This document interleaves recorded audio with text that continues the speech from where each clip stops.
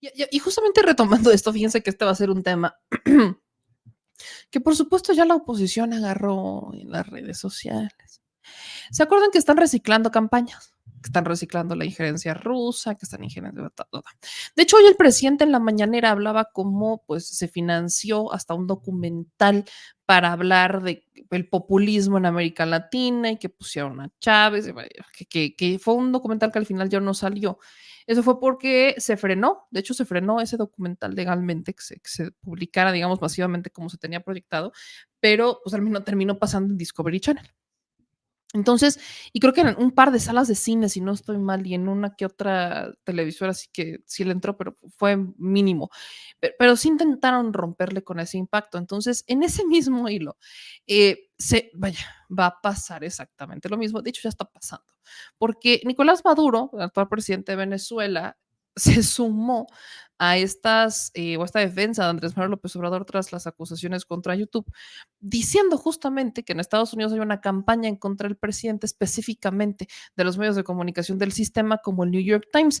Este ya es un tema que retomó la oposición, ya está temblando, ya es que ven como si nos vamos a convertir en Venezuela. O sea, nada más necesitaran que alguien hablara para sacar, ya habían sacado el tema ruso, vino la entrevista que le hace Ina Finogenova al presidente López Obrador, ven cómo hay injerencia rusa, ya en la embajada rusa se deslindó hace mucho. Bueno, ya pasamos de Rusia, perdón, ahora nos vamos a Venezuela.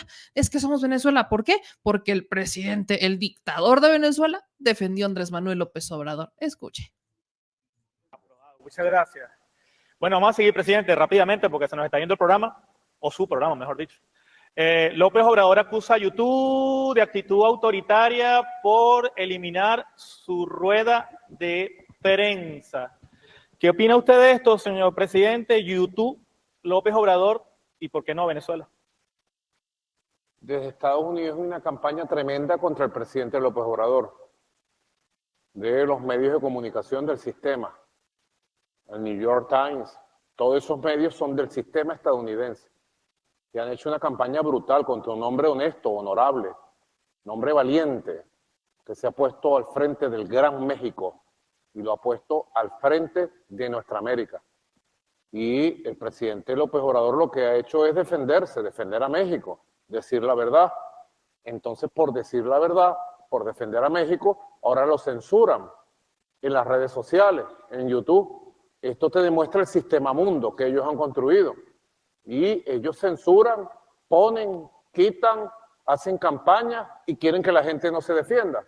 Desde Venezuela, lo tengo que decir, el pueblo de Simón Bolívar, el pueblo de Venezuela se solidariza con el presidente López Obrador, con el pueblo de México ante estos ataques absurdos que le están haciendo desde Estados Unidos.